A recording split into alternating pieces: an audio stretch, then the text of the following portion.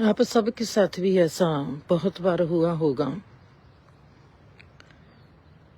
जब हमारी अपने आप की स्थिति और अवस्था दोनों ही अजनबीपन में होती है। हमको ऐसे नहीं लगता कि हमारा मन, हमारा अस्तित्व ही अजनबीपन में है। हमारा माहौल भी अजनबीपन में है। अजीब सा गहरा अजनबीपन हमारे में प्रवेश कर जाता है।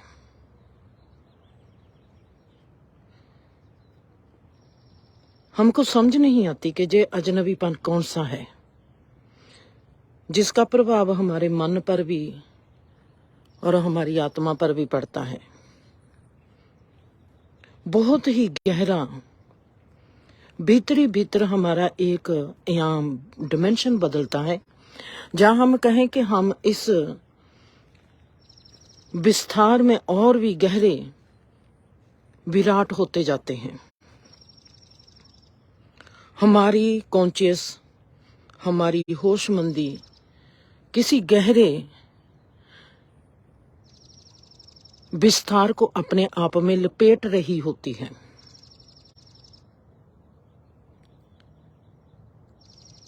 उसको हम कैसे बयान करेंगे, उसको हम कैसे देखेंगे, उसको हम कैसे क्या कहेंगे, हमको समझ में नहीं आता।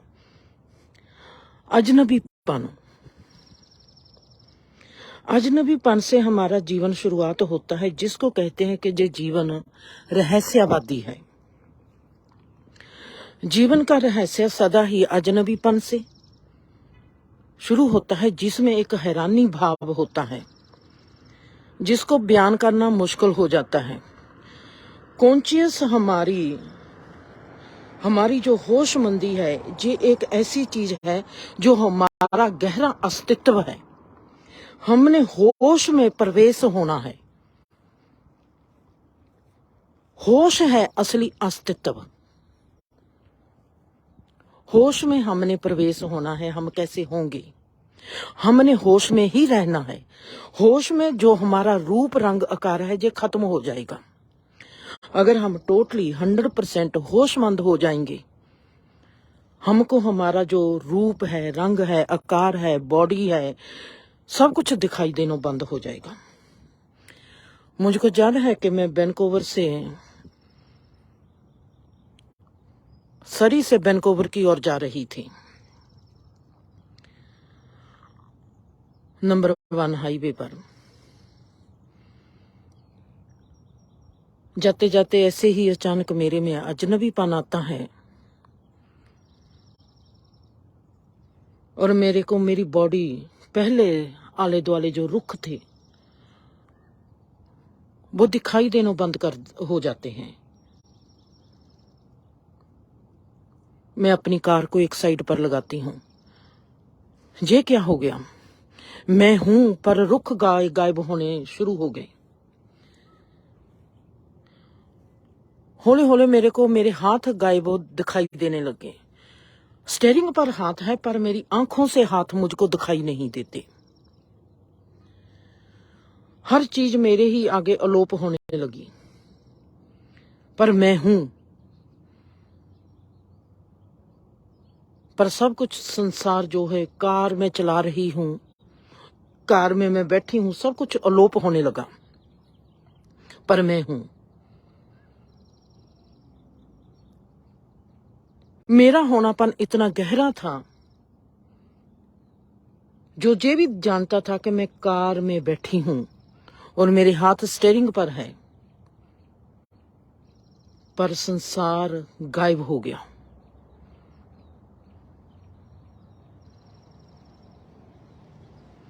पहली बार अचानक ही हमारे साथ ऐसी कोई घटना घटती है,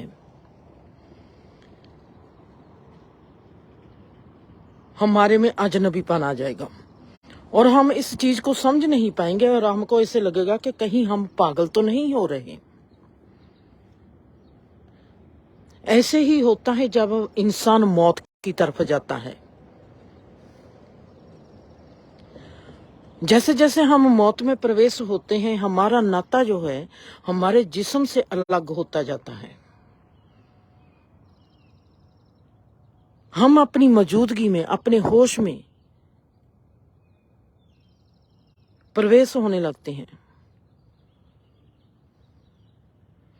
और हौले हौले हमारा जिस्म हमसे अलग हो जाता है। जो हमारे रिश्ते नाते हैं, घर बार है, उनसे हम अलग हो जाते हैं। हम जो जींदे हैं, हमारे लिए तो वो इंसान मर रहा होता है, पर वो अपने लिए जींदा हो रहा होता है। अजीब सी बात है। अगर इस घटना को हम मौत से पहले देख लेंगे, हम जान लेंगे कि हमारी मौजूदगी, हमारी होशमंदी है, तो हम मौत को मौत कैसे मानेंगे? मौत कैसे हो गई? वो तो हमारा जिंदापन हो गया। जिसमें होशमंदी ज्यादा है वो हमारा जिंदापन हो गया। जब हम टोटली शरीर से अलग हो जाते हैं, जिसको संसार कहता है कि ये मौत है, उस वक्त हमारा जो होशमंदी है वो अचेतन रूप में, क्योंकि हम अचेतन रूप में जिए हैं, हम बेहोशी में जिए हैं, हमारी होशमंदी फिर बेहोशी का ओढ़ना ओढ़ लेती है और वो डिमेंशन अलग सा है और बेहोशी में ही वो जन्म लेती है। इसका मतलब ये नहीं कि हम अगर बेहोश हैं, हमारी चेतना जो है वो भी बेहोश है।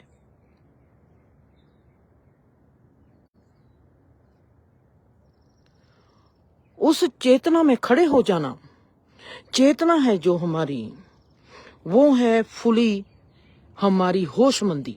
जब हमारी फुली होशमंदी हो जाती है, उसको हम कहते हैं चेतन स्वरूप। पूरे अवेयर हो गए अपने आप में, अपने आप लिए। वहां से एक यात्रा फिर चलती है, इसको हम कहते हैं निर्वाणा। वहां से फिर यात्रा चलती है जब मैंने इस रुख के प्रति भी पूर्ण होशमंद होना है, जब मैंने इस दिखते संसार के लिए भी पूर्ण होशमंद होना है। वहां से जब कोई जन्म लेता है, उसको हम कहते हैं अवतार, पैगंबर, क्योंकि वो अपने आप में जन्म ले रहा है, अपनी सोच समझ के हिसाब से जन्म ले रहा है। उसको क्या करना चाहिए, वो कहाँ जन्म ले रहा है, उसके लिए, सबके लिए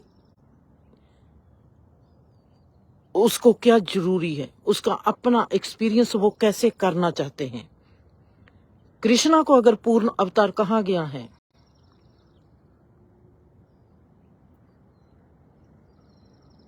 उन्होंने कौन सा एक्सपीरियंस करना था। अगर हजरत मोहम्मद को रसूल अल्लाह कहा गया है,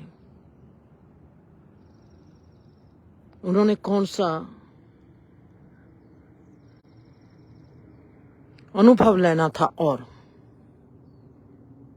ये अनुभव वो हैं कि मैंने रुख का अनुभव करना है, जैसे मैंने पहले कभी जिंदर का अनुभव किया था।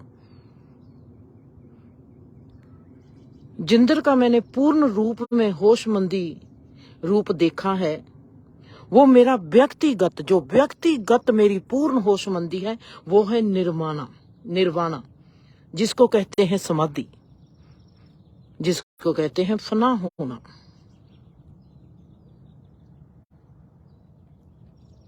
वो व्यक्तिगत है। समूहगत कौन सा है? जब कोई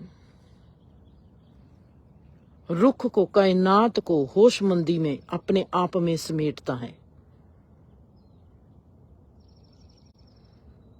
अजनबीपन,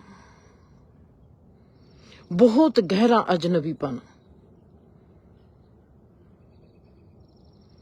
हमको लगता है कि हम रुखों को खड़े हुए देखते हैं। जे रुख खड़े हैं, जे वातावरण खड़ोता है, जे सूरज खड़ोता है, हमको लगता है कि रुख बदलते हैं, धरती घूमती है, सूरज चढ़ता है, सूरज उतरता है।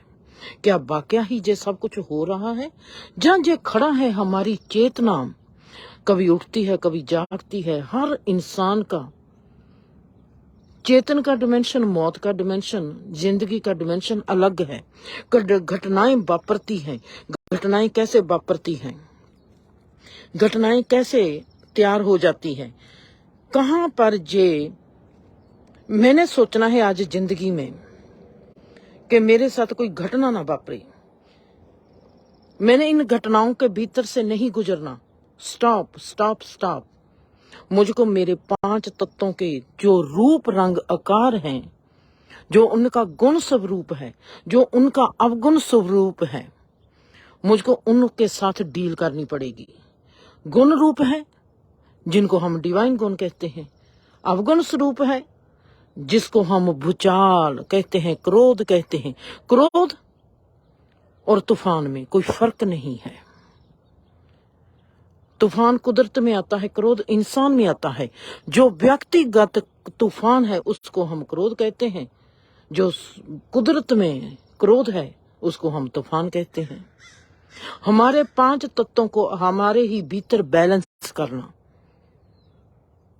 जब हम बैलेंस करते जाते हैं तो कैसे होता है?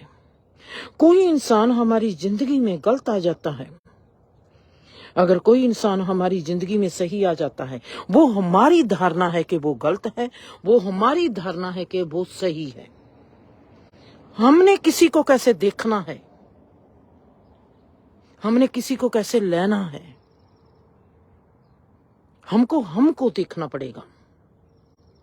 अगर कोई गलत देखता है, दिखाई देता है, हमको गलत इंसान लगता है, कोई सही इंसान लगता है, वो हमारी धारणा है कि ये गलत है और ये सही है।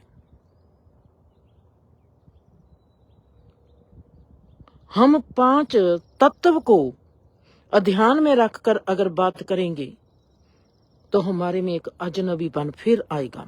अजनबीपन एक ऐसी स्टेज है जो बहुत गहरी समझदारी में खिली हुई है। जब भी आप में अजनबीपन आता है उसका मतलब है कि आपकी स्थिति और आपकी अवस्था किसी बड़ी समझ में बेसमझ हो गई है। कोई आपके इर्द गिर्द एक ऐसी समझ है जो आपको कुछ समझाना चाहती है। ऐसे सोचो कि मैं ऐसे पार्क में खड़ोती हूँ, मैं जब पार्क में खड़ी हूँ, मैं पार्क पहली बार देख रही हूँ, मैं कहती हूँ कि कितनी सुंदर है, वाह कितनी शांति है, वाह कितनी हरियावल है, वाह।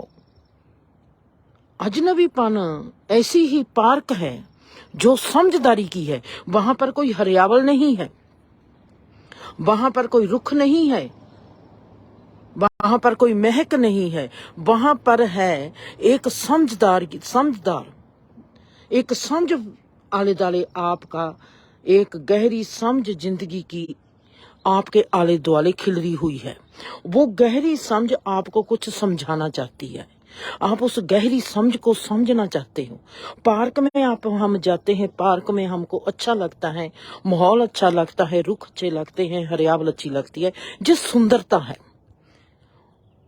और अजनबीपन है एक गहरी समझ, वहां पर एक गहरी समझ छुपी हुई है जो हमको समझाना चाहती है। हम गहरी समझ को कैसे समझेंगे? हमारी समझ बेसमझ होगी, हमारी स्थिति और हमारी अवस्था बेसमझ हो गई। बेसमझी का जो घेरा है हमारे चारों तरफ, उसने हमको ये प्रतीत करवा दिया कि ये क्या है। जब हमारे में ये सवाल आ गया कि ये क्या है, वहां से हमारे में स्ट्रेंजनेस, हमारे में अजनबीपन शुरू हो जाता है। अजनबीपन हमारा समझ में एक प्रवेश होने की बेसमझ स्थिति है।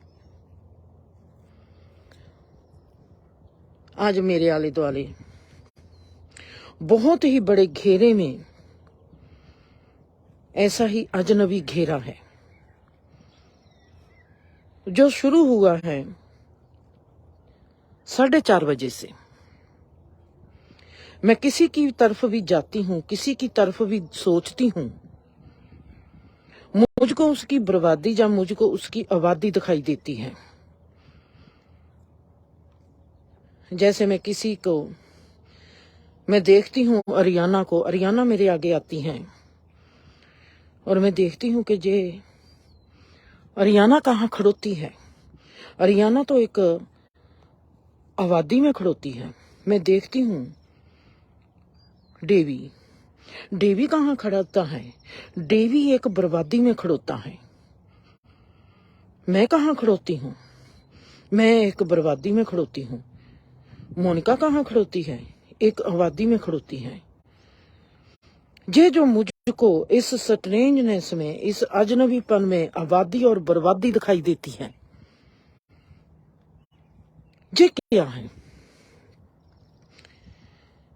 समझदारी का जो घेरा है, जो मुझको अजनबीपन में लेके जा रहा है,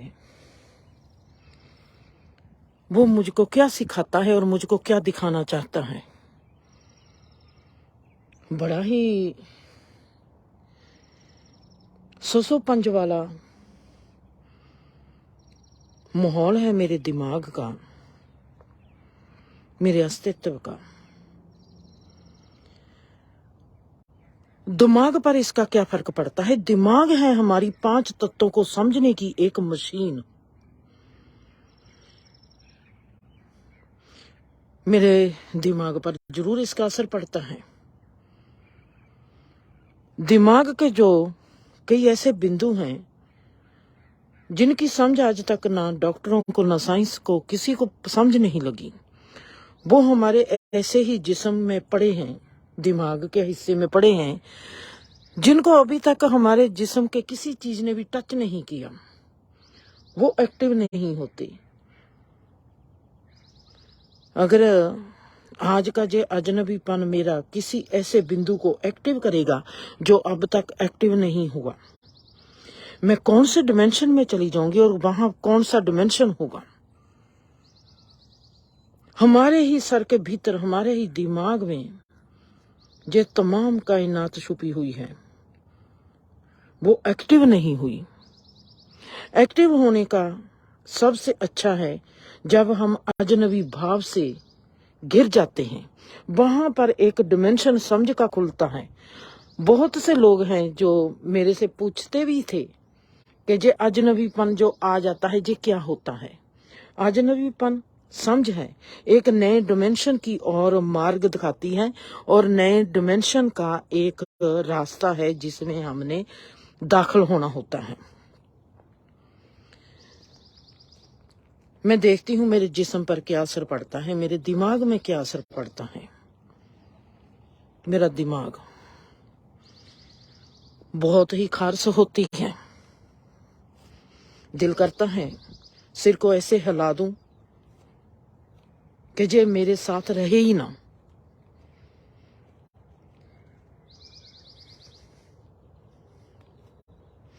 जहां पर एक ऐसा इंसान है जिसकी मैं बात करूंगी, अगर वो अब नहीं सुन रहा होगा, इस अजनबी स्थिति में उसके साथ जो मेरा संबंध है वो बहुत ही लाजवाब है।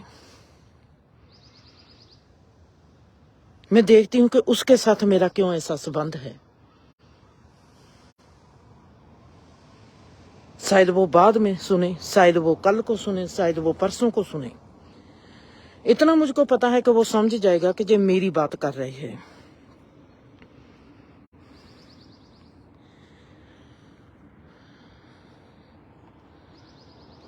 उसके आले दुआले मुझको बहुत ही अजीब सा माहौल दिखाई देता है। मैंने पहली बार उसकी खामोशी को पकड़ा है।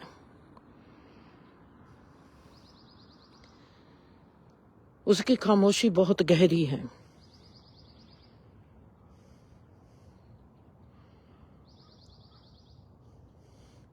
उसकी खामोशी में बहुत ही एक नया डिमेंशन खुलता जा रहा है।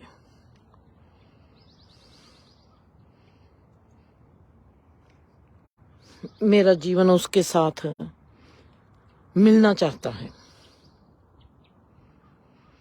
क्यों मिलना चाहता है, इसका बहुत बड़ा भेद है। फिर अजनबीपन एक समझ का दायरा है, जिसकी समझ में फिर एक बहुत गहरी समझ छुपी हुई है। अगर मैं कहूं ये दुनिया आबाद होने वाली है, फिर अगर मैं कहूं कि ये दुनिया बर्बाद होने वाली है, फिर मैं कहूं कि जहां पर कुछ हिस्से आबाद होंगे जहां कुछ हिस्से बर्बाद हो जाएंगे, फिर अगर मैं कहूं कि जहां पर कुछ ऐसी फैमिली है जहां जिनका घेरा बुरी तरह खराब होने वाला है, फिर मैं किसी के घर के पास से जाती हूँ, गुजरती हूँ, उनके घर की वाइब्स मुझको बताती हैं, जैसे आज मेरा अजनबी घेरा मुझको इस कायनात के बारे में बताता है। कहां पर क्या होने वाला है, कहां पर कैसा होने वाला है, बहुत ही गहरी समझ में समझ बन के चुपचाप खड़ोता मुझको देखता है। क्या मैं उसको पकड़ पाती हूँ या नहीं पकड़ पाती? मेरे पास इस चीज का सबूत कैसे आएगा कि मैंने उसको सही पकड़ा है? एक तो इंसान है जिसको मेरी चीज पकड़ती है कि वो मेरे साथ साथ ही रहे, कहीं दूर जाने की जरूरत नहीं। एक इंसान को पकड़ती हूँ और एक इन्वायरमेंट को पकड़ती हूँ। एक दुनिया के कुछ ऐसे घर हैं उनको पकड़ती हूँ और एक संसार को पकड़ती हूँ, तमाम संसार को। अगर मैं उस इंसान की बात करती हूँ, उसकी समझ को पकड़ रही हूँ, खामोशी को पकड़ रही हूँ।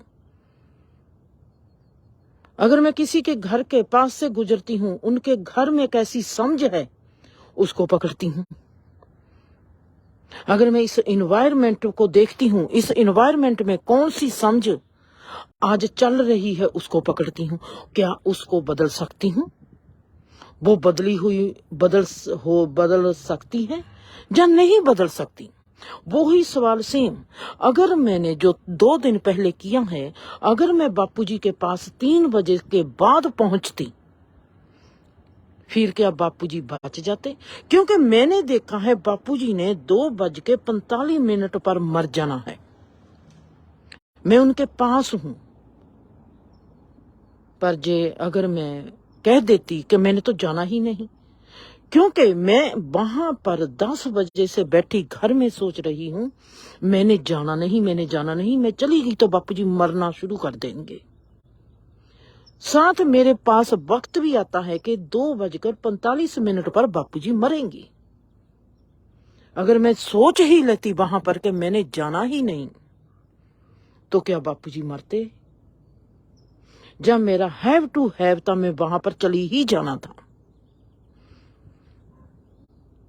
ऐसे तो नहीं था कि बापूजी वहां पर उठकर मेरी ओर चलना शुरू कर देते, तब मैं भाग कर जाती कि नहीं बापूजी बीमार हैं, वो मेरी तरफ आने लगे हैं, अब मुझको वहां पर जाना पड़ेगा। क्या था 3 बजे? अगर मैं 3 बजे जाती तो क्या होता? ये अजीबोगरीब सवाल था। उस सवाल के बाद आज मेरा वो ही घेरा है, वो ही सवाल का जवाब है। मैं एक समझ की डिमेंशन में खड़ोती हूं। ये समझ मुझको इतना बेसमझ करती है कि मेरे पर इसका प्रभाव पड़ता है कि ये है अजनबीपन, स्ट्रेंजनेस। क्योंकि मैं बेसमझ हूं, मेरे को ये समझ नहीं आ रही कि ये एनवायरनमेंट मुझको क्या समझाना चाहती है, ये कौन सा डिमेंशन है। एक मेरे आगे बापूजी से सवाल शुरू हो गया। एक मेरे आगे एक ऐसा व्यक्ति है जिसकी मैं खामोशी को पकड़ा है पहली बार, और मैं चाहती हूं कि वो मेरे नजदीक रहे, मेरे से दूर ना जाए। एक मैं फैमिली को पकड़ती हूं, एक मैं अपनी दोस्त को पकड़ती हूं, एक मैं तमाम इन्वायरमेंट को पकड़ती हूं, एक मैं किसी के घर के नजदीक से गुजरती हूं तो उसके घर की इन्वायरमेंट को पकड़ती हूं। ये सब क्या है? जहां पर जो स्ट्रेंजनेस है वो किसकी स्थिति है और किसकी अवस्था है?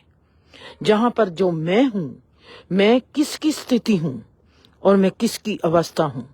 मेरे जीवन की जे कौन सी स्थिति है और कौन सी अवस्था है जिसको मैं बयान करना चाहूंगी साइंस को, या मैं जे इसको बयान करना चाहूंगी कि जे धर्म की नीति में इस नीति को क्या कहते हैं, क्वेश्चन मार्क। साइंस इस नीति को क्या कहेगी, इस स्टेज को क्या कहेगी, जे कौन सी स्टेज है जहां पर मैं अजनबी हूं। अजनबी किससे हूं, इस समझ से, या खुद में भी एक अजनबी हूं, खुद की स्थिति में, खुद की अवस्था में भी अजनबी हो चुकी हूं। मेरे एक सवाल ने कि अगर मैं 3 बजे बापूजी के पास पहुंचती, शायद बापूजी ना मरते, शायद वहां पर होता क्या। बड़ा ही अजीबोगरीब सवाल है कि वहां पर होता क्या। अगर मुझको पता है कि 2:45 पर बापूजी ने मरना है और मैं उनके पास होंगी, पर मैं अगर पास ना जाती तो वो स्थिति आज है। मुझको पता है मेरी एक दोस्त के घर कुछ होने वाला है, मेरी एक दोस्त के घर कोई बीमारी आने वाली है, मेरे पास एक ऐसा बच्चा है वो मेरे नजदीक रहना चाहिए, मेरे पास एक ऐसा इंसान है वो मेरे साथ रहना चाहिए, मेरे पास एक ऐसी व्यवस्था हो रही है जो मुझको कहती है कि जहां पर ऐसी घटना घटने वाली है, सेम वही घटना जो बापूजी हैं, वही सवाल मेरे में खड़ा करते हैं। अगर ये बच्चा जिसको मैं चाहती हूं, जिसकी मैं खामोशी पकड़ी है, अगर वो मेरे से दूर जाती है या मेरे से दूर जाता है, फिर क्या होगा। क्या कोई ऐसी घटना होगी जहां पर कोई और समझ है। मुझको परमात्मा एक चीज को 5 हिस्सों में से समझा रहा है, एक घटना को 5 हिस्सों में से समझाता है। जे मेरी जिंदगी मुझको 5 हिस्से दिखाती है आज की इस स्ट्रेंजनेस इन्वायरमेंट में से। इस माहौल में क्या है, मेरी आंखें खाली हैं, देखती हैं। मेरी दोस्त के घर में क्या है, खाली है, देखती हैं। उस बच्चे की जिंदगी में क्या है, खाली है, देखती हूं।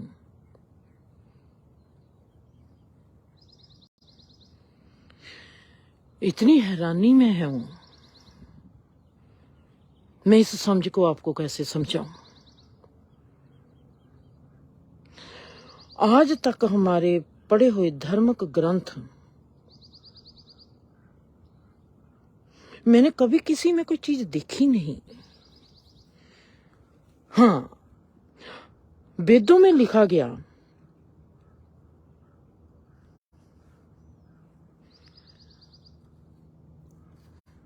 वेदों में जो बात लिखी गई कि जो बात किसी को बतानी नहीं। मैं जो बात किसी को बताऊंगी नहीं, पर मैंने जहां पर रवि को जो बात बतानी है, मैं रवि को बात कैसे बताऊंगी। रवि को इस स्थिति पर लाकर खड़ा करूंगी। रवि को मैं बता नहीं पाऊंगी, रवि को इस स्थिति में लाकर खड़ा करूंगी। रवि को इस स्थिति में लाकर कैसे खड़ा करूंगी। रवि का मैंने नाम क्यों लिया है, जिसको मेरे साथ पूर्ण भरोसा हो। रवि को कोई कह दे मां ऐसी है, रवि ने किसी की आंख से नहीं देखना मां को, उसने अपनी आंख से देखना है। कोई कह दे कि रवि मां ऐसी है, रवि ने अपने प्यार से देखना है, अपनी श्रद्धा से देखना है, अपने भरोसे से मुझको देखना है। वो दुनिया के भरोसे से मेरी ओर नहीं आएगा, वो दुनिया की अकल से, दुनिया की तमीज से मेरी ओर नहीं आएगा, वो मेरी ओर आएगा अपने भरोसे से।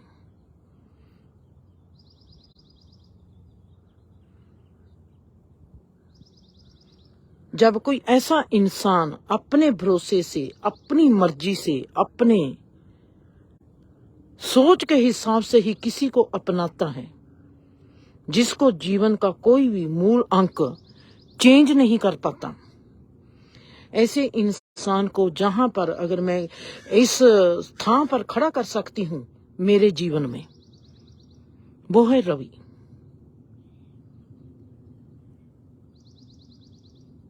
मैंने रवि को कहना है कि रवि, मैंने तेरे को जो स्थिति दिखानी है,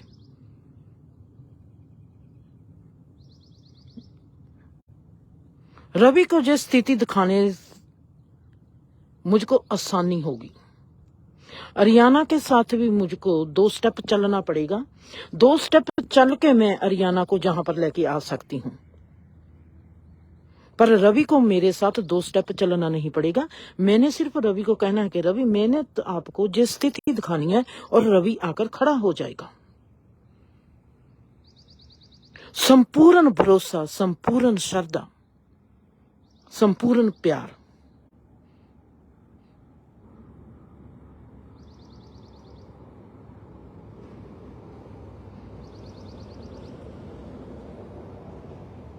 मैंने अपनी जो स्थिति दिखानी है रवि को दिखा पाऊंगी और किसी को नहीं।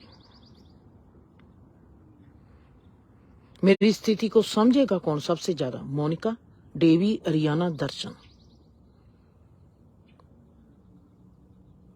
पर उनको जहां पर लाने के लिए मुझको 2 कदम चलने पड़ेंगे।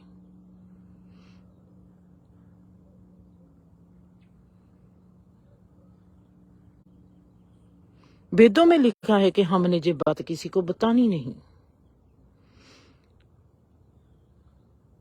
हमने दिखानी है। बताने से कोई समझेगा नहीं। मैं ये बात दविंदर को बताना चाहूंगी, वो समझेगी नहीं कभी भी, उसका एक्सपीरियंस नहीं है। जे मैं बात अर्जोई को दिखाना चाहूंगी, किसी को भी, किसी का भी नाम ले दूं, वो समझेंगे नहीं। वो ऐसा जरूर मुझको कह देंगे कि जे हमारे साथ कभी कभी ऐसा होता है, पर इस बात को फिर भूल जाएंगे। उनको इस बात में जाने की जिज्ञासा नहीं होगी। वो ऐसे नहीं करेंगे कि चलो सब कुछ छोड़ दिया, पहले हमने इस बात को जानना है जो हमारे साथ ये घटना घटती है कि ये क्या है। उनको इस घटना को जानने की चाहना नहीं होगी, ना ही दविंदर को, ना ही अर्जोई को।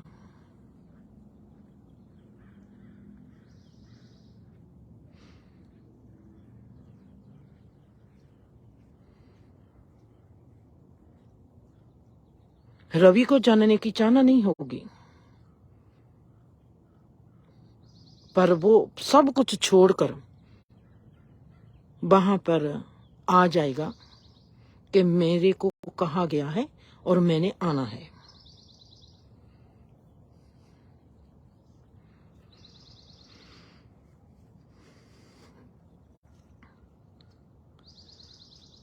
इस एनवायरनमेंट में, लॉस एंजलिस की इस एनवायरनमेंट में मैं देखती हूं, मैं जहां पर खड़ी हूं, अब मैंने देखना है इस एनवायरनमेंट को जिंदर के थ्रू, जहां मैंने देखना है अरियाना के थ्रू, जहां मैंने देखना है मोनिका के थ्रू, किसी के थ्रू भी, किसी का भी नाम ले लूं, जहां मैंने देखना है दीप के थ्रू। मैं जहां पर खड़ी हूं, मैंने देखना है इस एनवायरनमेंट को सुखबीर के थ्रू, रूपा के थ्रू, किसी का भी नाम ले लूं, हरि के थ्रू, ललिता के थ्रू, किसी के भी थ्रू। जब मैं जहां पर खड़ी हूं, मैं देख रही हूं अरियाना के थ्रू इस एनवायरनमेंट को। आपको हैरानी होगी, जो अरियाना का भीतर का माहौल है वो मेरे में आ जाएगा और मैं उसको देखना शुरू कर दूंगी।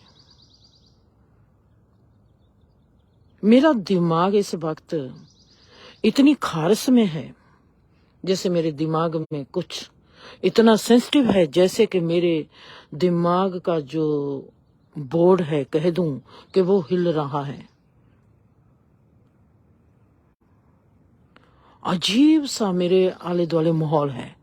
एक ऊपर से मैं अरियाना की स्थिति में से इस एनवायरनमेंट को देखना शुरू कर रही हूं। मेरे में और भी गहरा अजनबीपन आ गया। मेरी दो पर्सनैलिटी हो गई, एक पर्सनैलिटी जिंदर, एक पर्सनैलिटी अरियाना।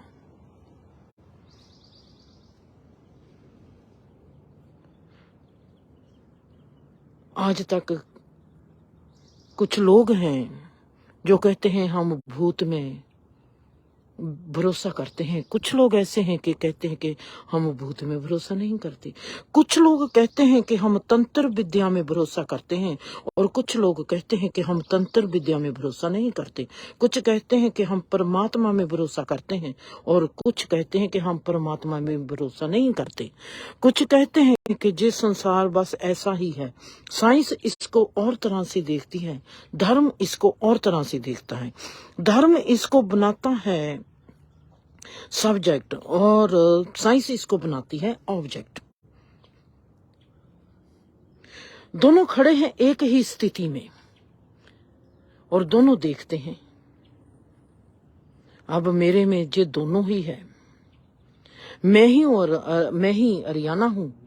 जब मैं अरियाना के रूप में इस चीज को देखती हूं, मेरे में जो जिंदर है उसकी जो गहरी स्थिति है और अवस्था है वो उससे भी गहरे अजनबीपन में खड़ी हो गई। उसके साथ मेरे दिमाग पर सबसे ज्यादा प्रभाव पड़ता है। मेरे दिमाग में जो खारिश होती है वो मेरे कानों तक आती है, और कानों की खारिश मेरे गले तक आती है। वो खारिश जो है मेरी बॉडी में हो रही है, मेरे सिर से नीचे की तरफ जा रही है। ये जब तक कहां तक इस खारिश ने जाना है, ये एक्टिव हो रहा है कोई मेरे दिमाग में बिंदु। मेरे दिमाग का कोई ऐसा सेंसर है जो आज तक एक्टिव नहीं था, जे आज की इन्वायरमेंट उस एक्टिव बिंदु को एक्टिव करती जा रही है, जिससे मुझको जे रहस्यवादी संसार मुझको और रहस्य में लेके जा रहा है। उस रहस्य में कैसा कोई जादूमयी एहसास होगा जिसका जालो जहाल मुझको फिर जालो जहाल में ले जाएगा। उसको मैं समझ रही हूं, उसकी बिड़क मेरे में आ रही है, उसकी आहट मेरे में आ रही है। मैं अपने आप में किसी गहरे अजनबीपन में प्रवेश हो रही हूं। वो अजनबीपन मेरे बाहर भी है, वो अजनबीपन मेरे भीतर भी है।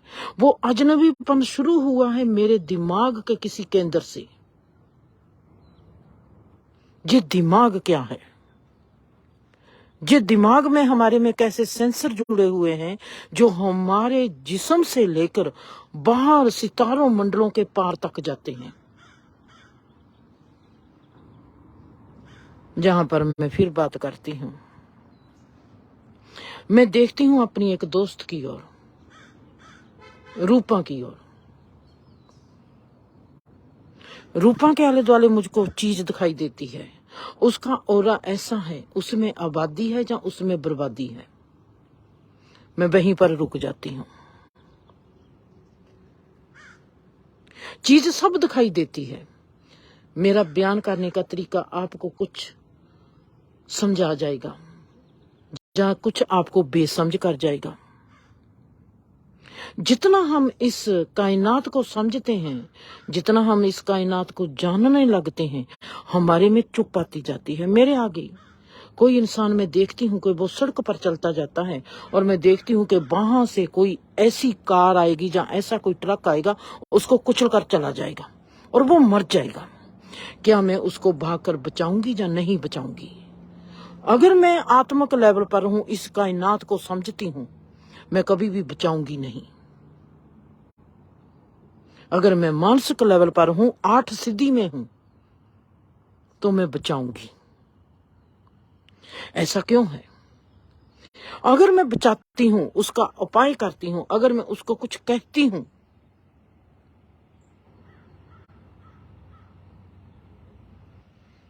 वो मेरी अष्ट सिद्धि की जो मेरे में परमात्मा दिखाता है कि जे तेरी प्राप्ति है, उस प्राप्ति का सबूत मुझको दे रहा है। अगर मैं यही चीज आत्मिक लेवल पर करती हूं, एक तरफ मुझको परमात्मा बताता है कि जो होना है वो होना है, दूसरी तरफ जो जैसे मानसिक लेवल पर हम किसी के लिए उपाय करते हैं, आत्मिक लेवल पर तो सिर्फ प्रेयर करनी से ही उपाय हो जाता है। जप तप पूजा पाठ नहीं करने पड़ते। एक प्रेयर, एक ऐसा ही साइलेंस में खड़े होकर, साइलेंस जब होता है इंसान जिसको साइलेंस होना होता है, जहां पर एक क्लिक बजती है जो हमको बताती है कि इस वक्त में कायनात के साथ एक हो गया।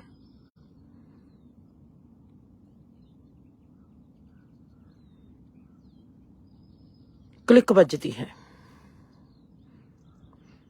एक पंथ की, वहां पर मैं क्यों गई हूं साइलेंस में, मेरे में क्या डिजायर थी, मेरे में क्या उपाय था, मैं क्या मांगने जा रही हूं, वो क्लिक बज गई, बात हो गई। अगर वो क्लिक नहीं बजी तो बात नहीं हुई। क्या आत्मिक लेवल पर भी इंसान उपाय करेगा? किसका उपाय करेगा और किसका नहीं उपाय करेगा? जहां पर भी परमात्मा ने एक आत्मिक शक्ति जगानी है और आत्मिक शक्ति का एहसास देना है कि तेरी आत्मिक शक्ति कितनी बलवान है। जैसे मानसिक लेवल पर 8 सिद्धि अपना जोरो जालो जहाल दिखाती है, आत्मिक लेवल पर भी चीज अपना जालो जहाल दिखाएगी।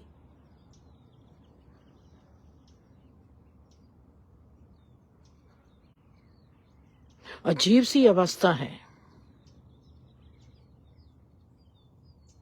पर इंसान करेगा नहीं, दिखाएगा नहीं, कहेगा नहीं।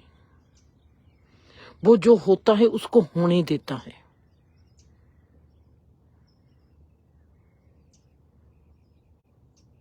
अगर सपोज कर लो मैं अपने आप को आत्मिक लेवल पर समझती हूं और मेरे को दिखाई देता है कि जहां पर एक घटना घटने वाली है और मेरे को लगता है कि ये घटना घट गई है, फिर रिएक्शन और है। अगर घटना घटने वाली है तो रिएक्शन और है। मतलब कि अगर रवि ने कोई काम करना है, वो काम करने की शुरुआत कर रहा है और मुझको दिखाई देता है कि अगर रवि ने ये काम कर दिया, बीज दिया, उस बीज को बीजने में रवि का आज का जो मानसिक स्थिति है, जो मानसिक अवस्था है, उसके हिसाब से वो फल कैसा आएगा। रवि को जहां पर रोक सकती हूं, हमने नया फल नहीं बीजना। अगर रवि ने बीज दिया फिर मेरे को कहता है कि मां जे फल बीजा गया, अब क्या होगा, वहां पर मेरा एक्शन क्या होगा। अगर मैं अपने आप को आत्मिक लेवल पर मानती हूं तो मानसिक लेवल पर मेरे पास मान सिद्धि है, वहां पर उस चीज के साथ मेरी जो डीलिंग होगी बिल्कुल डिफरेंट होगी,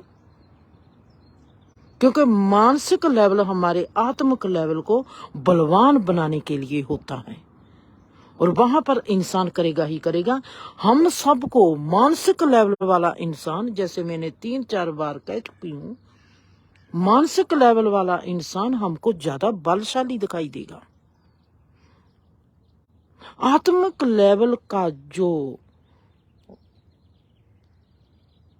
ताकत होती है उसमें हलीमी आ जाती है, उसमें निम्रता आ जाती है, उसमें सब्र आ जाता है, उसमें बेसब्री नहीं होती,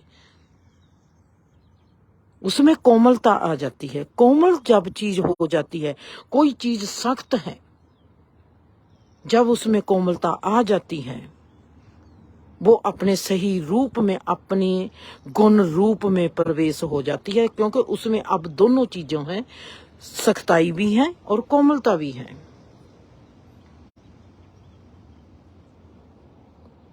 बेसब्रेपन में सबरापन, कठिनाई में इजीनेस, बहुत ही बेरुखेपन में कोमलता। जब दो ऑब्जेक्ट जो उल्ट है, विरोधाभासी है,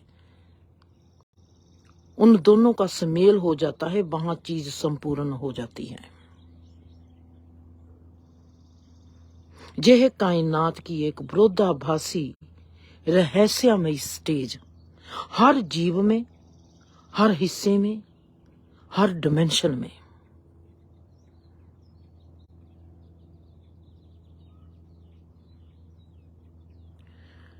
बहुत ही गहरा अजनबीपन, बहुत ही गहरी समझ में बेसमझी, इतनी ज्यादा समझदारी कि वो इंसान को बेसमझी में ले जाए। मुझको दिखाई देता है कि वहां पर आदमी क्रॉस कर रहा है और वहां से कार निकलेगी और उसको क्रॉस कर देगी और वो मर जाएगा। उसका मरना जरूरी है या उसका जीना जरूरी है? मानसिक लेवल वाले को जो दिखाई नहीं देगा कि उसका जीना जरूरी है या उसका मरना जरूरी है, वो उसका उपाय कर देगा, उसको कह देगा वहां पर नहीं जाना। आत्मिक लेवल वाला देख लेगा उसका जीना जरूरी है या उसका मरना जरूरी है। अगर उसका मरने से कायनात को अच्छा फल मिलता है, वो रोकेगा नहीं। ये कायनात एक लेन देन है, हमारा जीवन एक लेन देन है बहुत बड़े तल पर। हम एक दूसरे को कुछ लेते हैं, कुछ देते हैं। वहां पर जैसे एटम है, एटम को तोड़ दिया तो एटम बॉम्ब बन गया। अगर एटम को जोड़ देंगे तो वहां पर क्या होगा? ये कायनात एटम को जोड़ने के लिए है। जहां पर कोई खराबी होती है, जैसे हम पेच को जंगाल लग गया, पेच का कुछ टूट गया, तो हम उस पेच की जगह नए पेच को जोड़ देते हैं और चीज को जोड़ देते हैं। चाहे वो कंप्यूटर है, चाहे वो टीवी है, चाहे वो कोई किसी चीज का पुर्जा है, उसको निकालकर हम उसके लिए पास नई चीज को लगा देते हैं, नए पेच को लगा देते हैं। हम सब एक पेच हैं, हर इंसान एक पेच है इस कायनात को एक डिजाइन बनाने के लिए। अगर वो पेच, जहां पर कृष्णा ने कह दिया ये तो सब मरे हुए हैं, मरे हुए को मारने की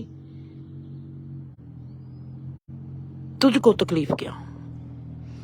मैं तो देखता हूं अर्जुन, ये सब मरे हुए हैं, इनका मरना जरूरी है। जो आत्मा से मर गया, शरीर से मर जाएगा तो क्या फर्क पड़ता है? जंगाल लगा हुआ है, झड़ जाएगा।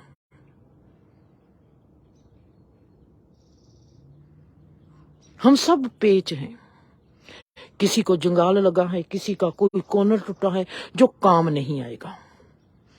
आत्मकवादी देखता है कि जहां पर किसको बचाया जाना चाहिए और किसको नहीं बचाया जाना चाहिए।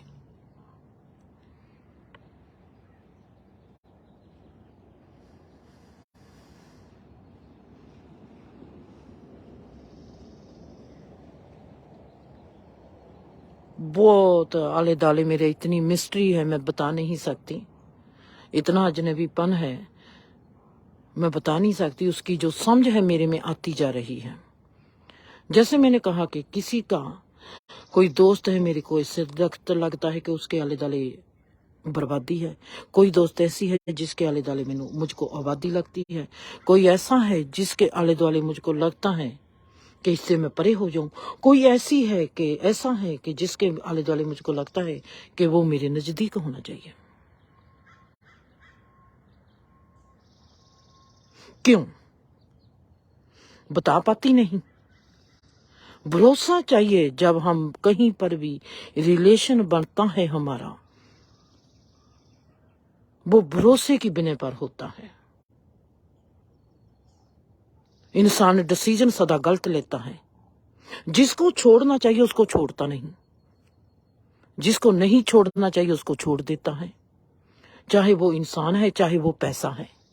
कहीं पर पैसा बचाना होता है, कहीं पर इंसान बचाना होता है,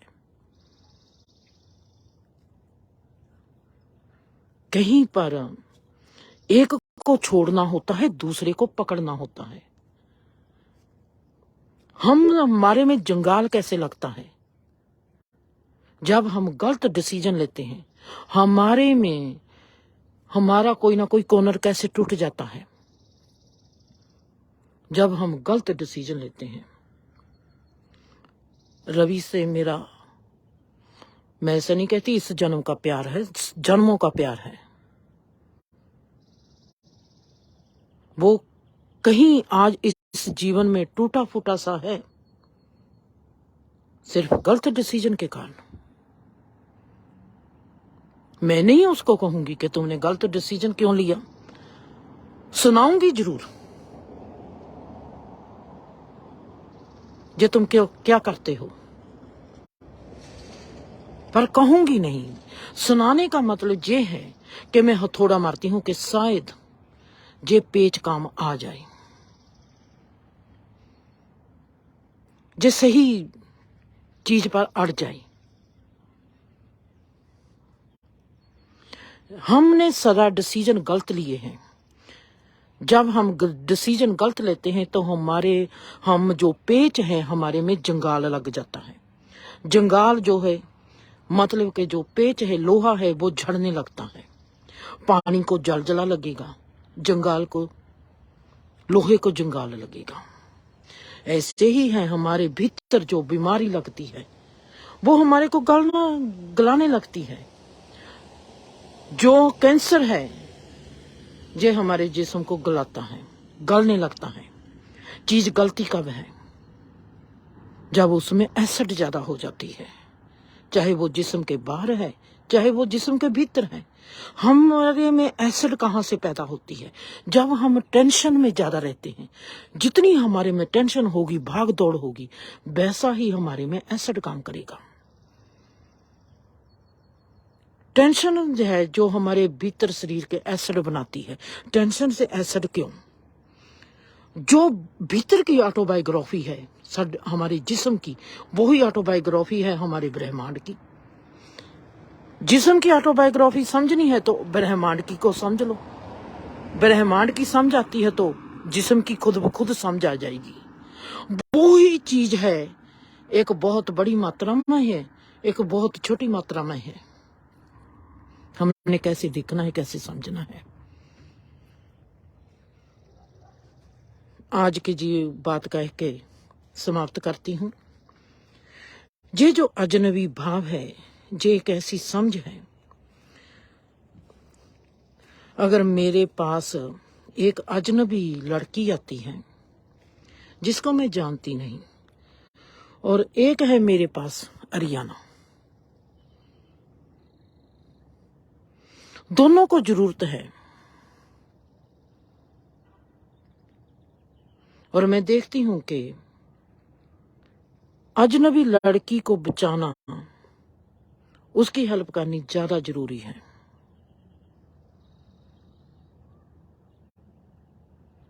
मैं मल्लो मल्ली उस लड़की के पास जाऊंगी, मैं रियाना को छोड़ दूंगी।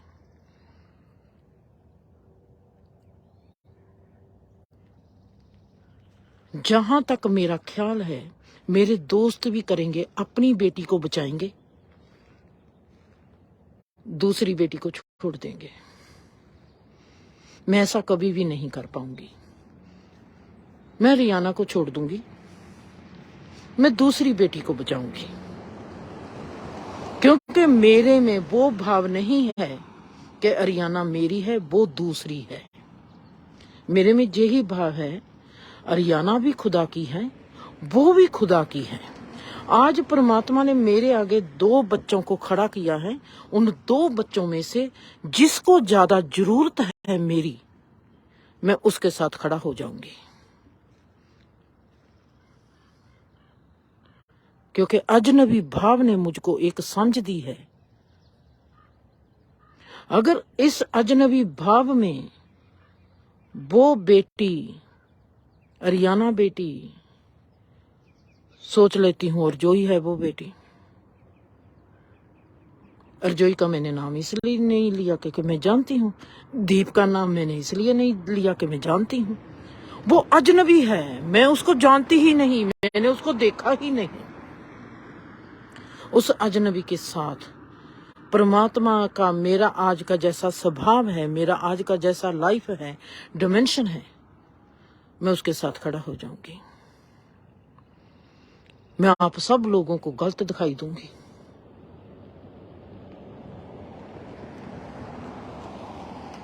किसी को सही दिखाई नहीं दूंगी। चाहे आपके आगे मानसिक लेवल अरियाना का खराब हो, मैंने मानसिक लेवल नहीं देखना, मैंने आत्मिक लेवल देखना है। आत्मिक लेवल पर गहराई, आत्मिक लेवल पर दुख, आत्मिक लेवल पर इंसान को ज्यादा जरूरत है। हमको लगता है कि आत्मिक लेवल पर इंसान को जरूरत नहीं। वो ही बात मैं जहां पर कह के खत्म करती हूँ। हम सोचते हैं कि दुख में कोई साथी नहीं, सुख में सब साथी हैं, जो सरासर गलत है। हम सब दुख के साथी हैं, जो संसार दुख है। हम एक दूसरे के लिए कमाते हैं, एक दूसरे को खड़ा करते हैं, चाहे वो हमारे रिश्ते हैं, चाहे वो धर्म का नाता है, चाहे वो मुल्क का नाता है। कहीं पर भी तूफान आते हैं तो हम सब एक दूसरे को बचाने की शुरुआत कर देते हैं। पर जब कोई सुखी होता है, आज तक जितने लोग, एक इंसान कहे कि मैं परमात्मा का नाम बांटता हूँ, एक कहे कि मैं पैसा बांटता हूँ, हमारी सबकी कतारें जो पैसा बांटता है उसकी तरफ चली जाएंगी। जो इनाम परमात्मा का नाम बांटता है कहेंगे जब अभी कौन से हम बूढ़े हो गए हैं, नाम जपने के लिए हमारे पास बहुत वक्त है, अब हमको पैसे की जरूरत है, पैसा लेते हैं। पैसे वाले का ज्यादा बोलबाला होगा, राजनेता का ज्यादा बोलबाला होगा, धार्मिक नेता का बोलबाला होगा। अगर जहां पर कोई फकीर आ जाएगा, सन्यासी आ जाएगा, उसका बोलबाला कोई भी नहीं होगा, उसके साथ दो लोग भी नहीं होंगे। और अगर कोई धार्मिक नेता खड़ा हो जाएगा, कोई करेगा हिंदू मुसलमान सिख की बातें, वहां पर करोड़ों ही लोग इकट्ठे हो जाएंगे। हम संसारी हैं, हम पदार्थी हैं, हम सिर्फ दुख के साथी हैं। हम सुख के साथी कभी किसी के नहीं हो सकते, क्योंकि सुख का हमको पता ही नहीं कि सुख है क्या। हम सोचते हैं कि दुख में जो चीजें दिखाई देती हैं, अगर उनके साथ हम हाथ खड़ा करेंगे, उनके साथ हम साथ देंगे, तो हम सुखी हो जाएंगे। हमको सुखी की ना ही डेफिनेशन पता है, ना ही हमको पता है कि सुखी कैसे हुआ जाता है। जब ये बात हमको नहीं पता, हमको ये कैसे पता चलेगा कि आत्मा पर जो इंसान खड़ोता है वो अकेला ज्यादा होता है, जो मानसिक लेवल पर खड़ा होता है वो इंसान अकेला नहीं होता। बाबे नानक के जीवन में कितनी खुशी थी, जीसस के रूह में कितनी खुशी थी, बुद्धा की रूह में कितनी खुशी थी।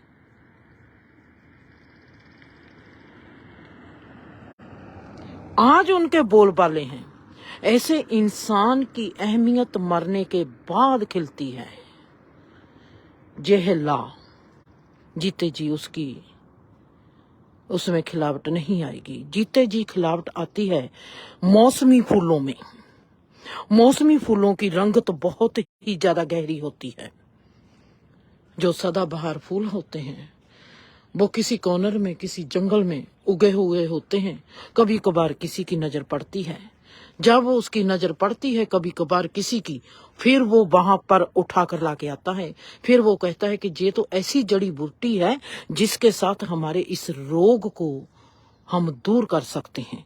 फिर वो जड़ी बूटी बनकर हमारे में आता है, चाहे वो गुरु मंत्र बन जाए, चाहे वो मूल मंत्र बन जाए, चाहे वो कोई जोग बन जाए, चाहे कोई वो कैसी भी अष्ट सिद्धि बन जाए। हमने देखना है कि हम डिसीजन कैसे लेते हैं, हम किस चीज को बचाते हैं। हम सोचते हैं कि हम सुखी होना चाहते हैं, हम सदा ही बचाते हैं दुख को। सुख को हम कभी भी नहीं बचाते। खुश रहो, आबाद रहो, हंसते रहो, बसते रहो।